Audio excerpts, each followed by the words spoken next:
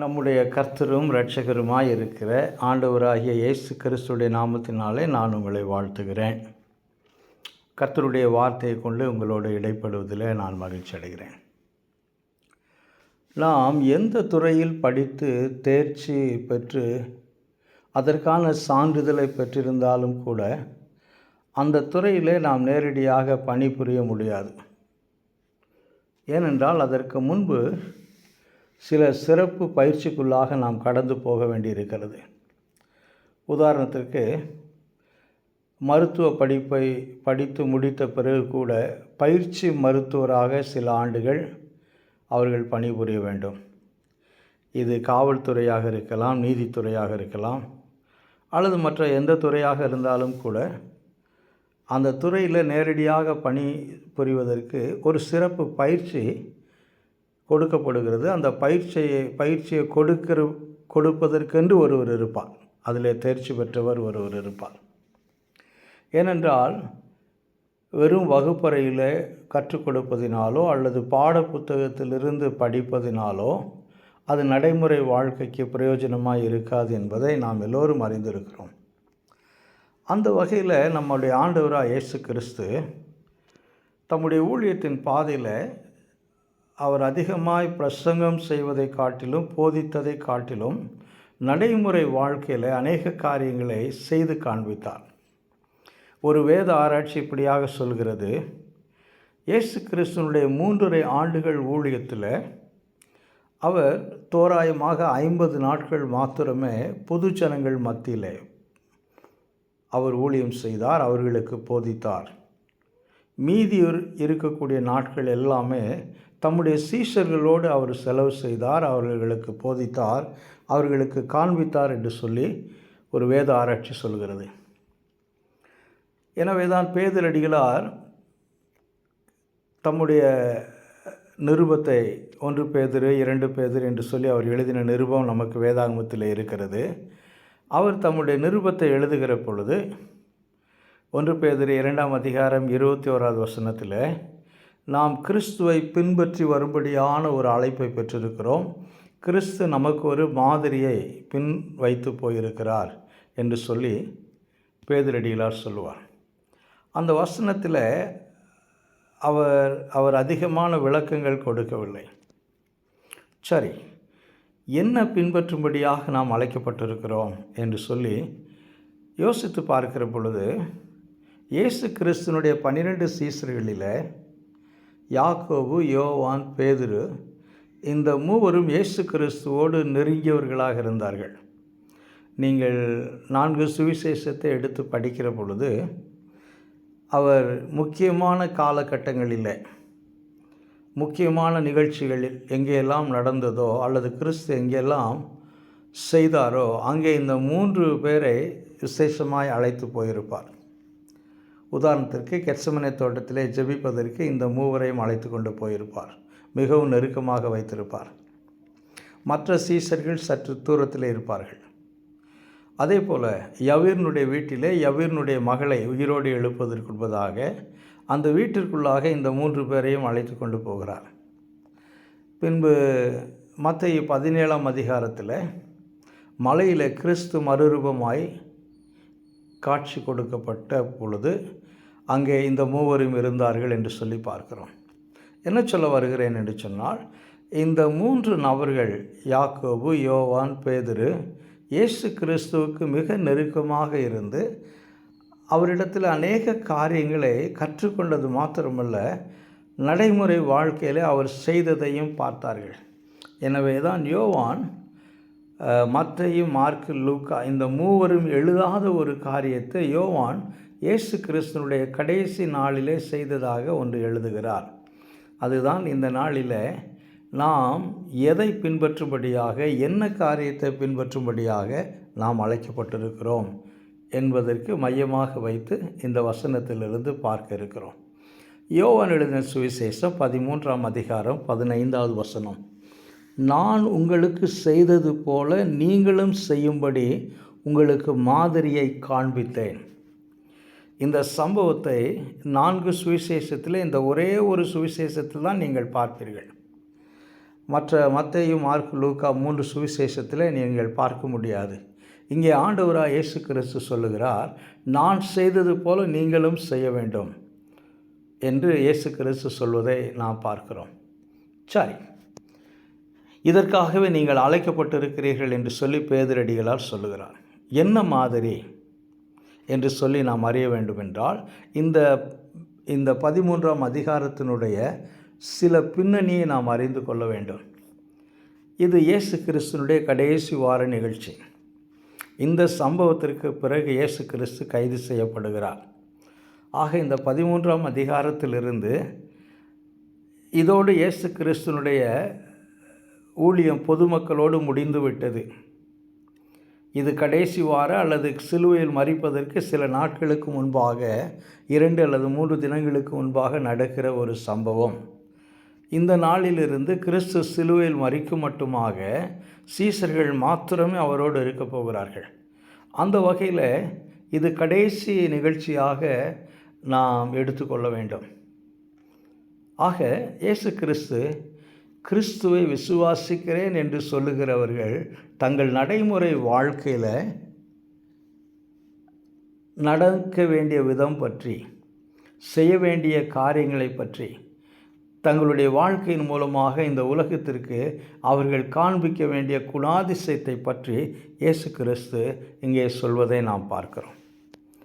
ஆக இது கடைசி நிகழ்ச்சியாக இருக்கிறபடினால இங்கே இருக்கக்கூடிய சில சம்பவங்களை நாம் கற்பனை செய்து, அல்லது கற்பனை என்று சொல்வதை காட்டிலும் இதனுடைய பின்னணியை வசனங்களை வாசித்து நாம் புரிந்து கொள்ள வேண்டும்.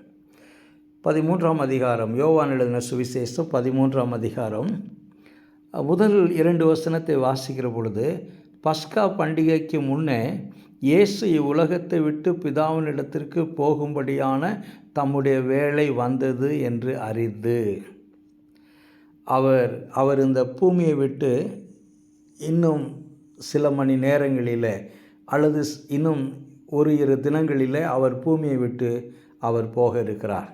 சிலுவையில் மரித்து கடந்து போக இருக்கிறார். பிதாவின் இடத்துக்கு கடந்து போக இருக்கிறார். ஸோ அந்த வேளை வந்தது என்று சொல்லி ஆண்டவராக இயேசு கிறிஸ்து அறிந்து தம்முடைய சீசர்களை அழைத்து அவர்கள் மத்தியில் அவர் செய்யக்கூடிய காரியத்தை தான் இந்த அதிகாரத்திலே வாசிக்கிறோம். இங்கே வாசிக்கிற பொழுது, அறிந்து தாம் இவ்வுலகத்தில் இருக்கிற தம்முடையவர்களிடத்தில் அன்பு கூர்ந்தபடியே முடிவு பரியந்தம் அவர்களிடத்தில் அன்பு கூர்ந்தார். இந்த வார்த்தை சற்று ஆழமாய் நாம் யோசிக்க வேண்டிய ஒரு வார்த்தை. என்னவென்று சொன்னால், ஆரம்பத்திலே, அதாவது இவர்கள் இப்பொழுது ஏறக்குறைய சீசர்கள் 3.5 ஆண்டுகள் ஆண்டவராக இயேசு கிறிஸ்துவோடு இருந்து கொண்டிருக்கிறார்கள். ஆரம்ப நாட்களிலே இவர்களை அழைத்த பொழுது என்ன அன்பு இவர்கள் மீது வைத்தாரோ அதே அன்பை சிலுவையிலே மரிக்கும் மட்டுமாக ஆண்டவராக இயேசு கிறிஸ்து இவர்கள் மீது வைத்தார் என்று சொல்லி நாம் வாசிக்கிறோம். நான் யோசித்து பார்த்தேன், எப்படி இந்த ஒரு காரியத்தை நம்மால் செய்ய முடியும், இது நமக்கு மிகவும் சவாலாக இருக்கிறது என்று சொல்லி. ஏனென்று சொன்னால், இந்த அறையில் எல்லா சீசர்களும் இருக்கிறார்கள், 12 பேரும் இருக்கிறார்கள். இது கடைசி நிகழ்ச்சி. இங்கே 12 பேரும் உட்கார்ந்து இருக்கிறார்கள். அடுத்த வசனத்தில் வாசிக்கிறோம், 2வது வசனத்தில், சீமோனின் குமாரனாகிய யூதாஸ்காரியோத்து அவரை காட்டி கொடுக்கும்படி, அதாவது ஆண்டவராக இயேசு கிறிஸ்துவை காட்டி கொடுக்கும்படி பிசாசானவன் அவன் இருதயத்தை தூண்டின பின்பு அவர்கள் போஜனம் பண்ணி கொண்டிருக்கையில்.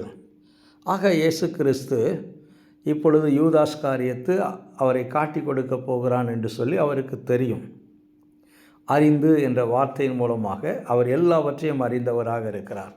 அப்படி என்று சொல்லுகிற பொழுது, இங்கே உட்கார்ந்து இருக்கிற பேதுரு, நீங்கள் தொடர்ந்து இதை வாசிக்கிற பொழுது ஒவ்வொருவருடைய கால்களையும் ஆண்டவராக இயேசு கிறிஸ்து கழுவி அவர்களுக்கு துடைத்துவிட்டு அவர்களுக்கு சேவை செய்கிறார். ஆக ஒவ்வொருவருடைய கால்களையும் கழுவுவதற்கு முன்பதாக ஆண்டவராக இயேசு கிறிஸ்து இவர்கள் ஒவ்வொருவரையும் யார் என்று அறிந்திருக்கிறார். பேதுரு ஒரு ஸ்திரமில்லாத மனிதன், விசுவாசத்தில் உறுதி இல்லாத ஒரு மனிதன், உணர்ச்சி வசப்படக்கூடிய ஒரு மனிதன். கிறிஸ்துவை அவர் யார் என்று தெரியாது என்று சொல்லி மறுதலிக்கப் போகிற ஒரு மனிதன். அதை ஆண்டவராய் இயேசு கிறிஸ்து அறிந்திருக்கிறார். மேலும் இந்த யாக்கோபும் யோவானும் அவர்களுடைய தாயாரை அழைத்து கொண்டு வந்து இயேசு கிறிஸ்து மகிமையில் வருகிற பொழுது அவருடைய ராஜ்யத்தில் இவர்கள் இருவருக்கும் வலதுபுறத்தில் இடதுபுறத்தில் இருக்கையை ஆயத்தப்படுத்த வேண்டும் என்று சொல்லி சிபாரிசுக்கு தாயை அழைத்து கொண்டு வந்தவர்கள். ஆக மறுமையிலேயே தங்களுக்கு பதவி வேண்டும் என்று சொல்லி மற்றவர்களை பற்றி கவலைப்படாமல் சுயநலத்தோடு இருக்கக்கூடியவர்கள். பேதுரு நம்பிக்கை இல்லாத ஒரு மனிதன். பேதுருவை நம்ப முடியாது. எந்த நேரத்தில் மறுதளிப்பார் என்று சொல்லி தெரியாது. எந்த நேரத்தில் விட்டு விட்டு போவான் என்று சொல்லி தெரியாது. அப்படியாப்பட்ட ஒரு சீசன். யாக்கோவும் யோவானும் சுயநலமுடையவர்கள். தோமா அவிசுவாசியைப் போல அவருடைய காயங்களில், குறிப்பாக ஆணி பாய்ந்த அவருடைய கரங்களில், அந்த இடத்திலே நான் என்னுடைய கைகளை வைத்து தடவி பார்த்தால் ஒழிய உயிர்த்தெழுந்த கிறிஸ்துவை விசுவாசிக்க மாட்டேன் என்று சொல்லப்போகிற மனிதன். அதை இயேசு கிறிஸ்து அறிந்திருக்கிறார். அவர் தேவனாக இருக்கிறபடினால, பிதாவின் இடத்திலிருந்து வந்தபடினால, பிதாவுக்கு இருக்கக்கூடிய அதே குணாதிசயம் அவருக்கும் இருக்கிறது. அவர் சர்வ ஞானம் உள்ளவர். ஆக தோமா இயேசு கிறிஸ்துவை ஒரு அவிசுவாசியைப் போல, அவிசுவாசியை விட மோசமாக இயேசு கிறிஸ்துவை மறுதளிப்பான் என்று சொல்லி ஆண்டவராக இயேசு கிறிஸ்துவுக்கு தெரியும். எல்லாவற்றிற்கும் மேலாக யூதாஸ் காரியத்து இன்னும் சில மணி நேரங்களில் இயேசு கிறிஸ்துவை 30 வெள்ளிக்காசுக்காக காட்டி கொடுக்க போகிறான். முத்தமிட்டு காட்டி கொடுக்க போகிறான். அந்த கொடுமையான சிலுவையில் கிறிஸ்து அறையப்படுவதற்கு கிறிஸ்துவை தன்னுடைய மாஸ்டரை, தன்னுடைய எஜமானனை விலை பேசி விற்று போட்ட ஒரு மனிதன். அவனும் இங்கே உட்கார்ந்து கொண்டு இருக்கிறான். இன்னும் அந்த சம்பவம் சில மணி நேரத்தில் நடக்க இருக்கிறது என்று சொல்லி வைத்துக்கொள்ளுங்கள். இப்பொழுது இவர்கள் எல்லாருமே ஒரு அறையில் உட்கார்ந்து இருக்கிறார்கள். கற்பனை செய்து பாருங்கள், உங்கள் வீட்டில் உங்கள் உறவினர்கள் இப்படியாப்பட்டவர்கள் எல்லாரும் வந்து உட்கார்ந்து இருக்கிறார்கள் ஒரு பந்திக்கு. அவர்களுக்கு நீங்கள் சேவை செய்ய வேண்டும். என்ன செய்வீர்கள்? நம்முடைய முகம் எப்படி போகும்? எப்படி, எந்த விதமான உணர்வோடு இவர்களுக்கு நாம் சேவை செய்வோம்? சுயநலமுடைய, சந்தர்ப்பவாதிகளாக இருக்கிற, காட்டி கொடுக்கக்கூடிய, மறுதளிக்கக்கூடிய, இப்படி இவர்கள் எல்லாரும் இருக்கிறார்கள். இவர்கள் மத்தியிலே ஆண்டவராக இயேசு கிறிஸ்து செய்கிற ஒரு சம்பவம் தான் இந்த பகுதியிலே நாம் வாசிக்கிறோம். ஆக சகலத்தையும் அறிந்து என்று வாசிக்கிற பொழுது இவர்கள் யார் என்று சொல்லி அறிந்து, பேதுரு யார், யாக்கோபு யார், யோவான் யார், தோமா யார், யூதாஸ் காரியத்து யார் என்று சொல்லி எல்லாரையும் அறிந்த தேவன் இந்த காரியத்தை செய்வதை நான் பார்க்கிறேன். முதலாவதாக. இரண்டாவதாய் பார்க்கிற பொழுது 2வது வசனம் 3வது வசனத்தில் சீமோனின் குமாரனாகிய யூதாஸ் காரியத்து அவரை காட்டி கொடுக்கும்படி பிசாசானவன் அவன் இருதயத்தை தூண்டின பின்பு அவர்கள் போஜனம் பண்ணி கொண்டிருக்கையில் தம்முடைய கையில் பிதா எல்லாவற்றையும் ஒப்பு கொடுத்தார் என்பதையும் தாம் தேவனிடத்திலிருந்து வந்ததையும் தேவனிடத்திற்கு போவதையும் இயேசு அறிந்து. இரண்டாவதாய் பார்க்கிற பொழுது சகல அதிகாரமும் தம்முடைய கரத்தில் இருக்கிறது என்று அறிந்து இவர்களுக்கு நியாயம் விசாரிப்பு கொடுக்கக்கூடிய, இவர்களை நியாயம் விசாரிக்கக்கூடிய, ஈவன் இவர்களை தண்டிக்கக்கூடிய,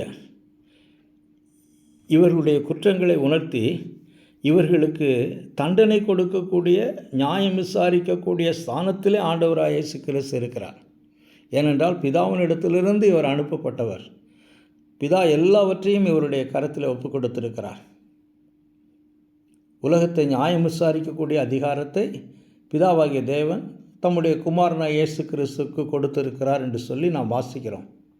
ஆக அந்த ஒரு அதிகாரத்தை உடைய தேவனாக இருந்தும் இவர்கள் மீது அன்பு கூர்ந்தார் என்று சொல்லி நாம் பார்க்கிறோம். அடுத்து நாம் பார்க்கிற பொழுது 4வது வசனத்தில் 5வது வசனத்தில் இயேசு கிறிஸ்து செய்த காரியம், போஜனத்தை விட்டு எழுந்து, அதாவது சாப்பிட்டு கொண்டிருந்த அந்த மேஜையிலிருந்து ஆண்டவராக இயேசு கிறிஸ்து எழுந்து வஸ்திரங்களை கலற்றி வைத்து ஒரு சீலையை எடுத்து அறையிலே கட்டிக்கொண்டு பின்பு பாத்திரத்தில் தண்ணீர் வார்த்து சீசருடைய கால்களை கழுவவும் தாம் கட்டி கொண்டிருந்த சீலையினால் துடைக்கவும் தொடங்கினார். இந்த காரியம் சிலுவையில் கிறிஸ்து மரிப்பதற்கு முன்பதாக நடந்த ஒரு உச்சக்கட்ட ஒரு உதாரணம் என்று சொல்லலாம். கடந்த வாரத்தில் நான் சொல்லுகிற பொழுது என்னுடைய செய்தியில் பேதுரடிகளார் இயேசு கிறிஸ்துவின் சிலுவை குறித்தே நான் மேன்மை பாராட்டுவேன் என்று சொன்னார். ஏன் சொன்னார் என்று சொல்லி பார்க்கிற பொழுது, கிறிஸ்துவை அவர் சிலுவையில் பார்த்த விதம், அவர் மனிதனுக்காக பரிந்து பேசினார், அவர் மனிதனுக்காக பரிதவித்தார், அவர் மனிதனுக்காக பலியானார். இந்த காரியம் சிலுவையில் நடந்தது. இந்த காரியத்தை ஆண்டவராக இயேசு கிறிஸ்து சிலுவையில் செய்து முடித்ததை உயிர்த்தெழுந்த கிறிஸ்துவை சந்தித்த பவுலடிகளார் அறிந்து கொண்டபடினால்தான் நான் சிலுவையை குறித்தே மேன்மை பாராட்டுவேன் என்று சொன்னார். இந்த காலகட்டத்திலே பவுலடிகளார் இல்லை. அதாவது இந்த யோவான் எழுதின சுவிசேஷம் 13ஆம் அதிகாரம் நடக்கிற இந்த காலகட்டத்தில் பவுலடிகளார் இல்லை. ஆனால் சீசர்கள் இருக்கிறார்கள். இந்த சீஷர்களுக்கு ஆண்டவராக இயேசு கிறிஸ்து செய்கிற காரியம்தான் இது.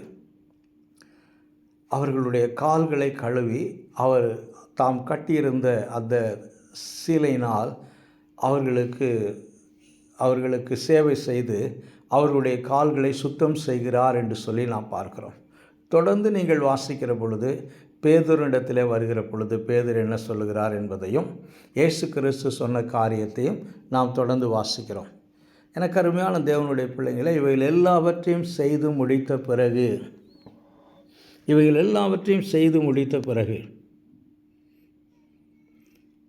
15வது வசனத்தில், நான் உங்களுக்கு செய்தது போல நீங்களும் உங்களுக்கு செய்யும்படி உங்களுக்கு மாதிரியை காண்பித்தேன் என்று சொல்லக்கூடிய ஒரு காரியத்தை நாம் பார்க்கிறோம்.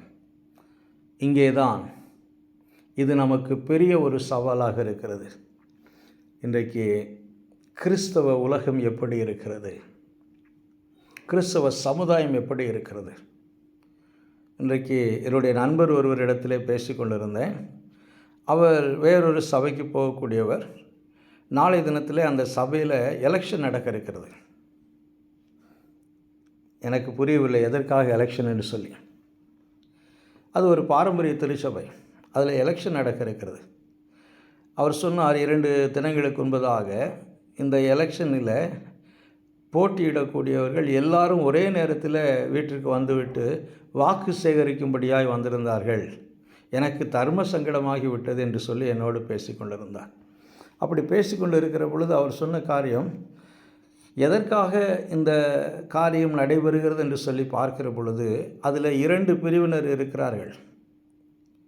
உயர்ந்தவர்கள், தாழ்ந்தவர்கள். பொருளாதாரத்தில் இன்றைக்கு சமுதாயத்தில் இருக்கக்கூடிய சாதி என்ற கட்டமைப்பில் சபைக்குள்ளே இருக்கிறார்கள். உயர்ந்த சாதிக்காரர்கள், தாழ்ந்த சாதிக்காரர்கள், அல்லது பொருளாதாரத்தில் உயர்ந்தவர்கள், பொருளாதாரத்தில் தாழ்த்தப்பட்டவர்கள், அல்லது படித்தவர்கள், படிக்காதவர்கள் என்று சொல்லி பிரிவுகள் இருக்கிறது. இதில் ஜெயித்தவர்கள் தங்களுடைய பெருமையை, தங்களுடைய அதிகாரத்தை, தங்களுக்கு இருக்கக்கூடிய வல்லமையை பறைசாற்றுவதற்காக, காண்பிப்பதற்காக இந்த தேர்தல் நடக்கிறது என்று சொன்னார்கள். நான் யோசித்து பார்த்தேன், சிலுவைக்கும் தேர்தலுக்கும் என்ன சம்பந்தம் இருக்கிறது?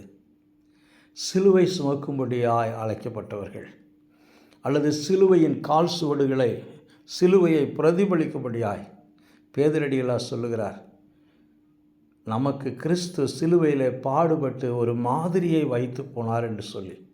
சிலுவையின் பாடுகள் கிறிஸ்துவ வாழ்க்கைக்கு ஒரு மாதிரியாக ஆண்டவராக இயேசு கிறிஸ்து விட்டு போனார் என்று சொல்லி அங்கே பேதுரடிகளார் சொல்லுகிறார். இங்கே ஆண்டவராகிய இயேசு கிறிஸ்து இந்த காரியம் செய்கிற பொழுது அவர் தேவகுமாரன். வேத வசனம் மிக தெளிவாக சொல்லுகிறது, அவர் பிதாவினிடத்திலிருந்து வந்தவர், பிதாவினால் அனுப்பப்பட்டவர், இப்பொழுது பிதாவினிடத்திற்கு திரும்ப கடந்து போகிறார். பிதாவினால் எதற்காக அனுப்பப்பட்டாரோ அந்த அந்த அந்த காரியத்தை, அந்த சேவையை, அதாவது அந்த மீட்பின் பணியை இப்பொழுது சிலுவையிலே செய்து முடிக்கப் போகிறார். அந்த பணி முடிந்தவுடனே அவர் சிலுவையிலே இருந்து அவர் இயேசு கிறிஸ்து பிதாவினிடத்திலே கடந்து போக இருக்கிறார். ஸோ அந்த சர்வ வல்லமையுள்ள தேவன், அதிகாரமுள்ள தேவன், பிதாவுக்கு இணையாக இருக்கக்கூடிய தேவகுமாரன் இங்கே வந்து இந்த பூமியில் ஒரு அடிமையைப் போல சீசர்களுடைய கால்களை கழுவுகிறார். இவர்களெல்லாம் யார்? தகுதியில்லாதவர்கள், சுயநலமுடையவர்கள், சந்தர்ப்பவாதிகள், அவிசுவாசிகள், நம்பகத்தன்மை இல்லாதவர்கள், உண்மை இல்லாதவர்கள், அன்பில்லாதவர்கள். இவர்கள்தான் கிறிஸ்துவுடைய சீசர்களாக இந்த காலகட்டத்தில் இருக்கிறார்கள். இவர்களை முடிவு பரியந்தம் அன்பு கூர்ந்தார் என்று வேதவசனம் சொல்லுகிறது. இவ்வுலகத்தில் இருக்கிற தம்முடைய சீசர்களிடத்தில் அன்பு வைத்தபடியே முதலிலே எப்படி அன்பு வைத்திருந்தாரோ அதே போல் முடிவு பரியந்தம் இவர்களிடத்தில் அன்பு வைத்தார் என்று சொல்லி இந்த அதிகாரம் ஆரம்பித்து பின்பு கிறிஸ்து ஒவ்வொரு சீடருடைய கால்களை கழுவி துடைத்த ஒரு காரியத்தை இந்த பகுதியிலே பார்க்கிறோம். இவைகளை செய்து முடித்த பிறகு ஆண்டவராக இயேசு கிறிஸ்து சொன்னார், நீங்களும் நான் உங்களுக்கு செய்தது போல நீங்களும் இந்த உலகத்துக்குள்ளாக கடந்து போகிற நீங்களும் இந்த உலக மக்களுக்கு இதை முன்மாதிரியாக செய்து காண்பிக்க வேண்டும் என்று சொல்லி இவர்களுக்கு காண்பிக்கிறார். ஒருவேளை இதை வெறும் போதனையாக போதித்திருப்பாரே என்றால் நிச்சயமாக இவர்கள் செய்திருக்க மாட்டார்கள். ஆனால் இவர் செய்து காண்பித்தார். என்று சொல்லி பார்க்கிறோம். இது எதை காண்பிக்கிறது என்று சொல்லி பார்க்கிற பொழுது 3 காரியங்களை இதில் நாம் பார்க்கிறோம். கிறிஸ்து இந்த நிகழ்ச்சி மூலமாக இதை செய்ததின் மூலமாக 3 காரியங்களை ஆண்டவராக இயேசு கிறிஸ்து வெளிப்படுத்துகிறார். முதலாவதாக, தகுதியில்லாதவர்கள் என்று அறிந்தும் அவர்கள் மீது உண்மையாய் அன்பு கூர்ந்தார். அவர்கள் தகுதியில்லாதவர்கள் என்று சொல்லி ஆண்டவராக இயேசு கிறிஸ்துவுக்கு தெரியும். பேதுரு இந்த அன்புக்கு தகுதியில்லாதவன். நிச்சயமாக யூதாஸ் காரியத்துக்கு கிறிஸ்துவை காட்டி கொடுக்க போகிறான். துரோகி என்று கூட நாம் சொல்லலாம், பொருளாசை உடையவன் என்று சொல்லலாம். அவனுக்கு என்னவெல்லாம் வார்த்தைகள் நாம் சொல்ல முடியுமோ சொல்லலாம். அந்த மனுஷனுக்கு கிறிஸ்துவை காட்டி கொடுக்க போகிற யூதாஸ் காரியத்துக்கு அவர் அன்பு கூர்ந்தார், முடிவு பரியந்தம் அன்பு கூர்ந்தார் என்று சொல்லி வாசிக்கிறோம். அப்படி என்றால் முதலாவதாக தகுதியில்லாத தம்முடைய சீசர்களை முழு மனதோடு அன்பு கூர்ந்தார் என்று சொல்லி நாம் பார்க்கிறோம். 1. இரண்டாவதாய், இவர்கள் நான் ஒரு சிலருடைய குணாதிசயத்தை பற்றி தான் சொன்னேன். இன்னும் ஆழமாக போய் பார்ப்போம் என்றால் இயேசு கிறிஸ்துடைய சீசர்கள் எல்லாரிடத்திலும் பலவீனங்கள் இருந்தது, எல்லாரிடத்திலும் குறைகள் இருந்தது. அவர்கள் பலவீனம் உள்ளவர்கள், குறை உள்ளவர்கள் என்று சொல்லி நாம் பார்க்கிறோம்.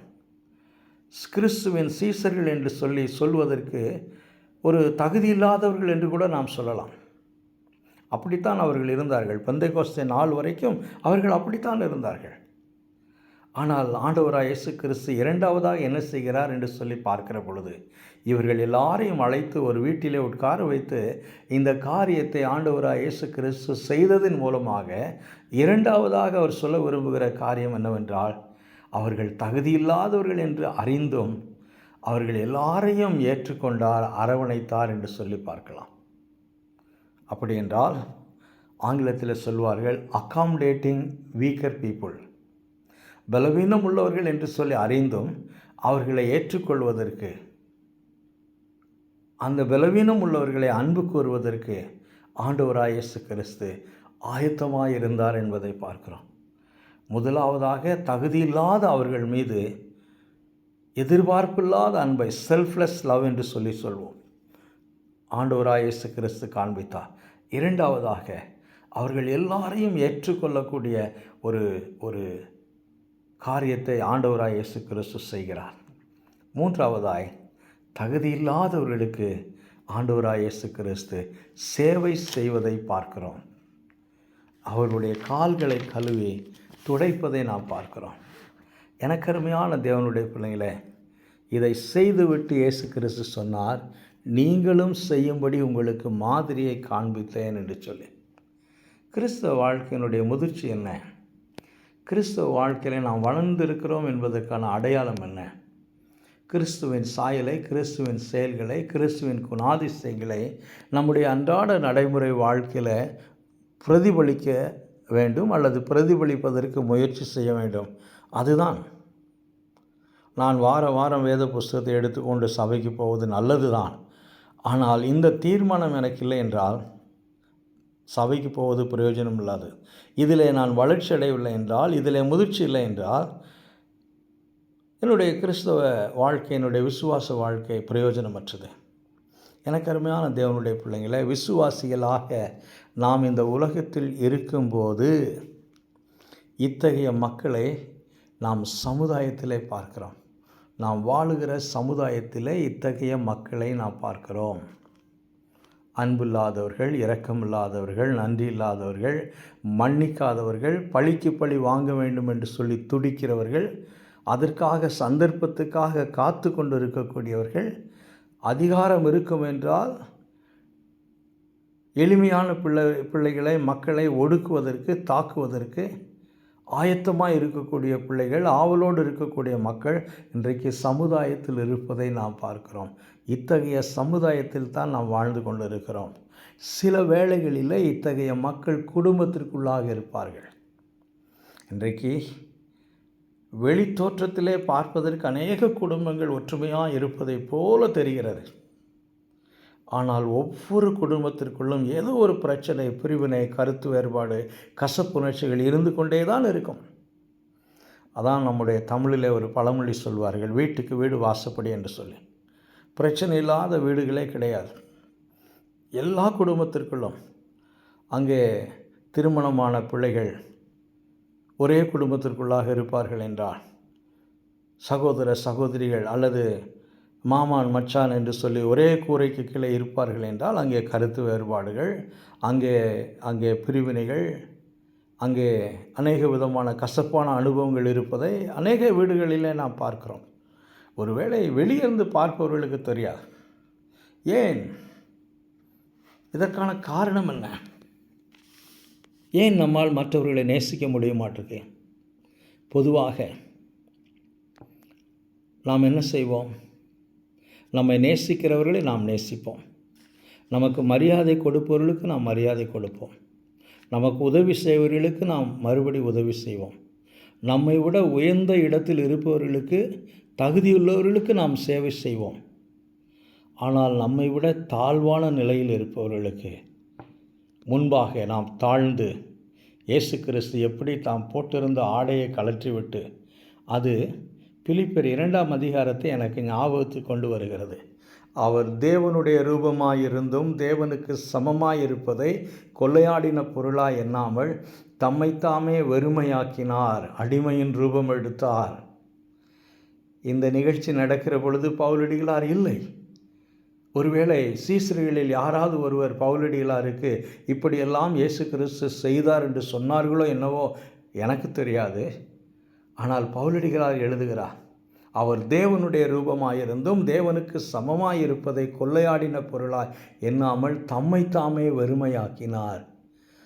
எனக்கு அருமையான தேவனுடைய பிள்ளைகளை, இன்றைக்கி எந்த விதமான வித்தியாசமின்றி, ஆண்டவரை அறிந்தவர்கள் அறியாதவர்கள் என்று சொல்லி வித்தியாசமின்றி எல்லா மனிதனுடைய வாழ்க்கையிலையும் பெருமை தலைவிரித்தாடுகிறது. சபைகளை எதுக்குங்க எலெக்ஷன்? சேவை செய்வதற்கு எதுக்கு தேர்தல்? போட்டி. நீ பெரியவனா, நான் பெரியவனா? உன் சாதி பெருசா, என் சாதி பெருசா? உன்னிடத்தில் பணம் அதிகமாக இருக்கிறதா, என்னிடத்தில் பணம் அதிகமாக இருக்கிறதா? உனக்கு ஆள்பலம் இருக்கா, எனக்கு ஆள்பலம் இருக்கா? பலத்தை காண்பிப்பதற்கு, பணத்தின் பலத்தை காண்பிப்பதற்கு, சாதியின் பலத்தை காண்பிப்பதற்கு, இதுக்கு தானே. இன்றைக்கு பொதுவாக மனிதர்கள் இருதயம் களைகளாக நிறைந்திருக்கக்கூடிய ஒரு முட்புதரை போல், அடர்ந்த காட்டை போல் இருக்கிறது.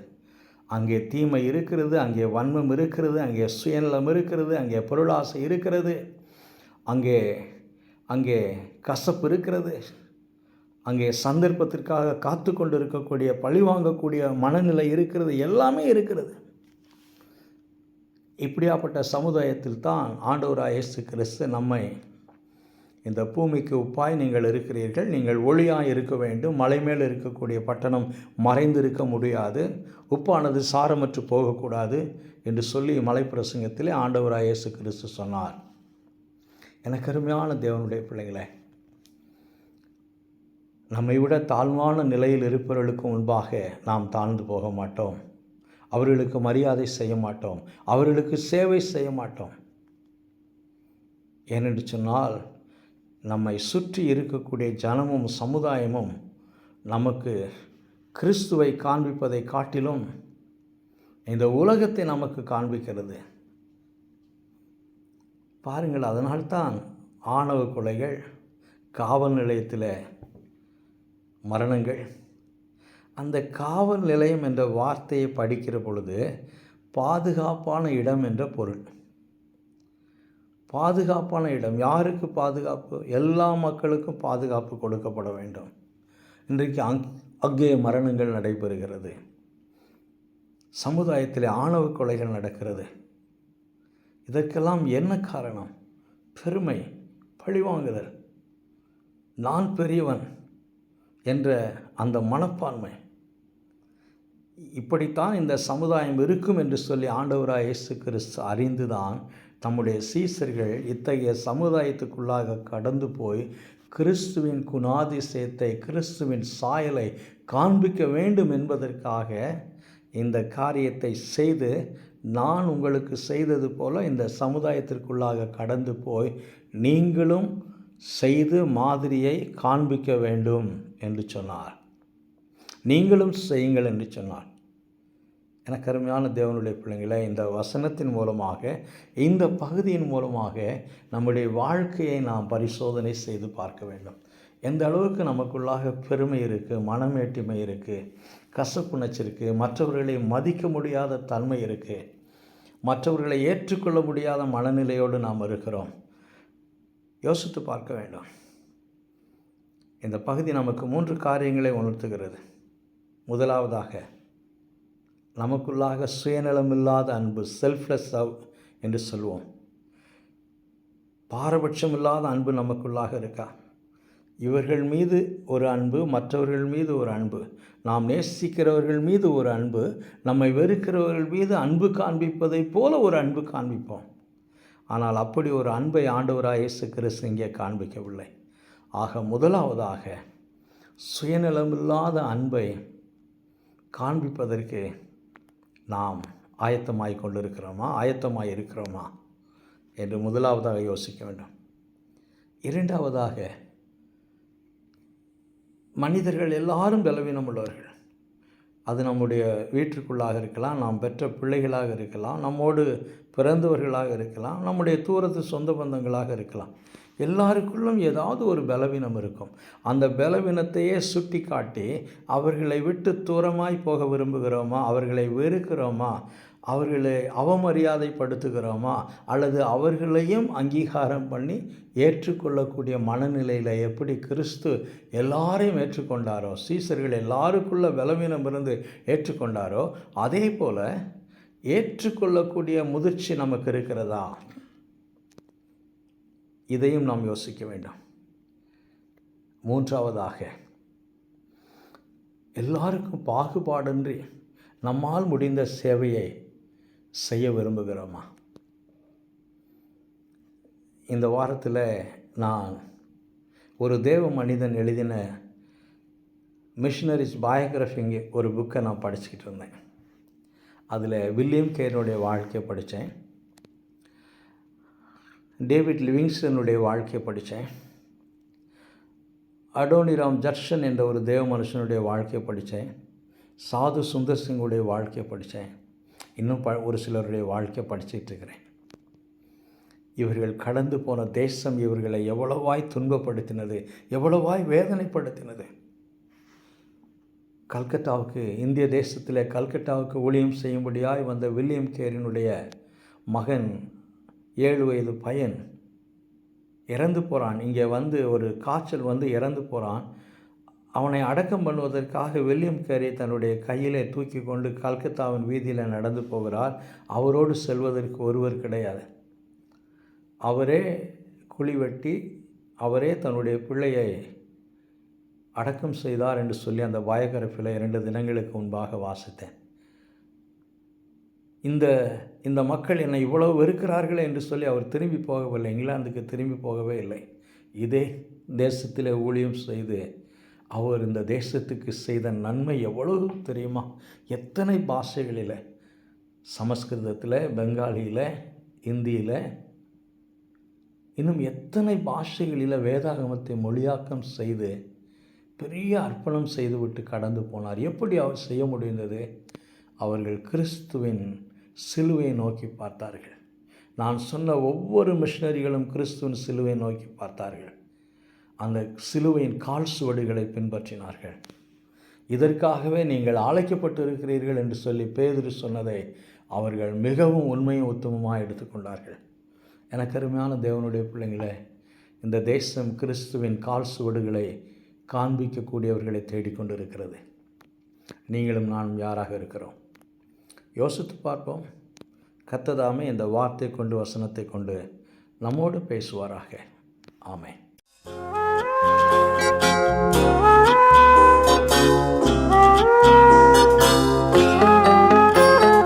உம்மோடு இருக்கணுமே ஐயா, உம்மை போல் மாறணுமே. உம்மோடு இருக்கணுமே ஐயா, உம்மை போல் மாறணுமே. உலகின் ஒளியாய் மலை மேல் அமர்ந்து வெளிச்சம் கொடுக்கணுமே, வெளிச்சம் கொடுக்கணுமே. உம்மோடு இருக்கணுமே ஐயா, உம்மை போல் மாறணுமே.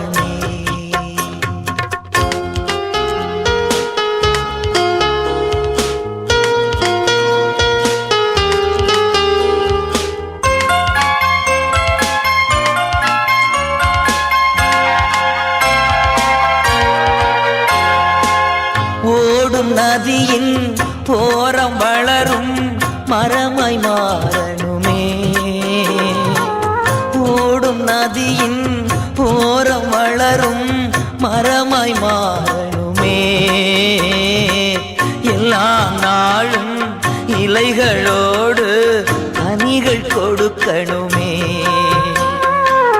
எல்லா நாளும் இலைகளோடு கனிகள் கொடுக்கணுமே. உம்மோடு இருக்கணுமே ஐயா, உம்மை போல் மாறணுமே.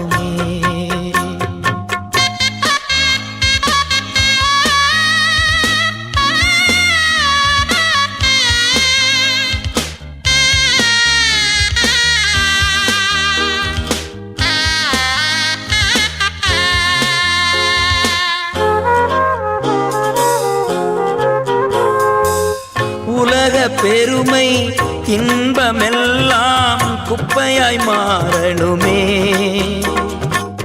உலக பெருமை இன்பம் எல்லாம் குப்பையாய் மாறணுமே. உம்மையே என் கண்முன் வைத்து ஓடி ஜெயிக்கணுமே. உம்மையே என் கண்முன் வைத்து ஓடி ஜெயிக்கணுமே. உம்மோடு இருக்கணுமே ஐயா, உம்மை போல் மாறணுமே.